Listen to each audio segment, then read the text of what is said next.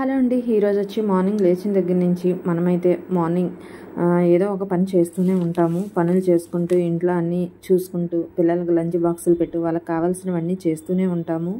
అలాగే మనకంటూ కూడా ఒక లక్ష్యాన్ని ఏర్పరచుకున్నప్పుడు దాన్ని సాధించాలి అని అనుకుంటాం. ఫర్ ఎగ్జాంపుల్ ఇంట్లో ఉన్న వాళ్ళు ఎటు లేనప్పుడు ఎట్లా యూట్యూబ్ స్టార్ట్ చేసుకోవడం, ఏదో ఎర్నింగ్ అనేది మనం కావాలి అనుకున్నప్పుడు ఏదో ఒక పనిని చేస్తూ ఉంటాము. అయితే మనం చేయాలి అనుకున్న లక్ష్యాన్ని మనం చేరాలి అంటే మాత్రం మనం కూడా మనలో సంకల్ప బలాన్ని అయితే పెంచుకోవాలి. మీకు చిన్న కథ రూపంలో అయితే చెప్తానండి.